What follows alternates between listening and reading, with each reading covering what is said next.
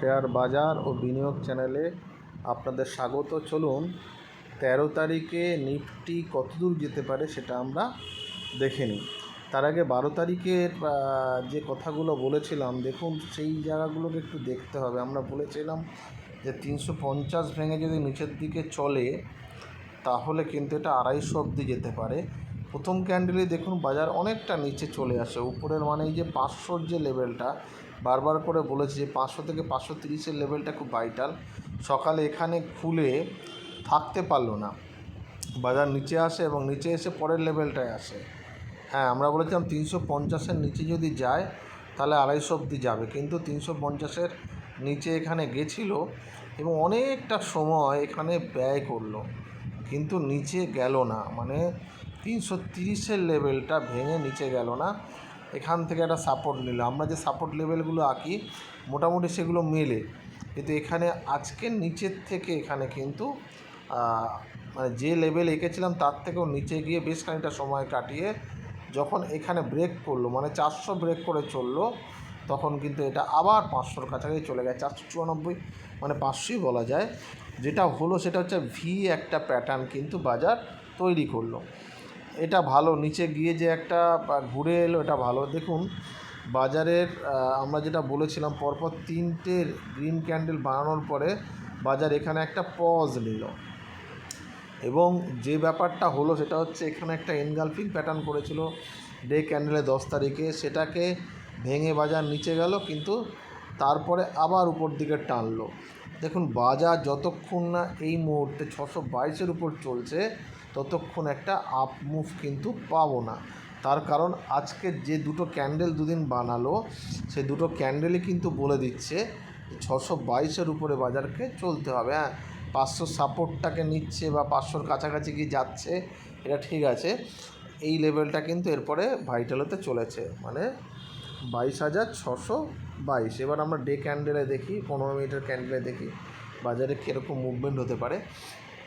দেখুন বাজার এই লেভেলে যদি কোথাও খুলে যায় আমরা কিছু করবো না। 499 থেকে 392 বা 400 এই লেভেলে যে কোনো জায়গা থেকে যে কোনো কিছু হতে পারে।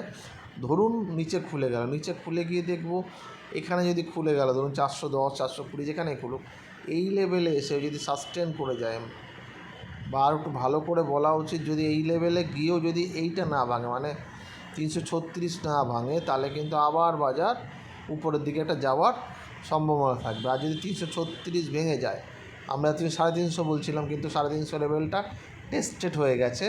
সেই জন্য বলছি যে যদি 330 ভেঙে যায় তাহলে কিন্তু 236-এর যে লেভেলটার কথা বলেছিলাম সেটাই বাজার চলে আসবে। আর 236, 230-এর নিচে গেলে বাজার যাবে 22,142, ঠিক আছে। আর উপর দিকে যদি যায়, ধরুন এখান থেকে টাচ করলে নিচের দিকে এলো, কিংবা এখানে খুলে গিয়ে 500-র কাছাকাছি চলে গেল, 500-র কাছাকাছি গিয়ে যদি 530, 540-এর উপর যদি না চলে, তাহলে এখান থেকে আবার বাজার ফল করে আবার এই জায়গায় এসে সময় ব্যয় করতে পারে, মানে 500 থেকে এই 400-র মধ্যে। আর যদি 538 ভাঙে তাহলে 622 টার্গেট হবে, ঠিক আছে।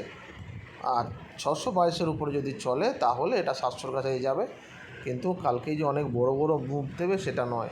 বাজার এখানে একটু কনসলিডেট করছে, বাজার একটু ওয়াচ করছে কোন দিকে মুভমেন্ট দিতে পারে। তবে একটা ভালো ব্যাপার হলো 3 দিন পজিটিভ ক্যান্ডেল দেওয়ার পরে 3 দিন বাজার দাঁড়ালো, মানে বাজার নিচের দিকে গেল না, এটা একটা ভালো সাইন। কিন্তু এটার একটা অন্য দিকেও আছে, সেটা হচ্ছে এরপরে যদি উপরে না যায় তাহলে কিন্তু আবার এটা যদি নিচের লেভেলগুলো ভাঙতে ভাঙতে যায়, আমরা 21,964 লেভেলটা বলেছি, এরপর এই লেভেলটা অত্যন্ত ভাইটাল হবে। এইসব লেভেল যদি ভাঙে তাহলে কিন্তু বাজার ফার্দার আবার একটা ফল হতে পারে, ঠিক আছে। বাজার এখন একটু সাবধানে পা ফেলতে হবে, কারণ অলরেডি 200 ডিএমএ মুভিং অ্যাভারেজ যেটা আছে সেটা ভেঙে বাজার বসে আছে। 50, মানে 50-100 তো ভেঙেছেই, আর 200 ডিএমএটাও ভেঙে দিয়েছে। ফলত এই লেভেলগুলোতে যতক্ষণ না সাস্টেন করে ব্রেক করে উপর দিকে যাচ্ছে ততক্ষণ কিন্তু বড় মুভ পাওয়া মুশকিল হয়ে যাবে বাজারের পক্ষে, ঠিক আছে।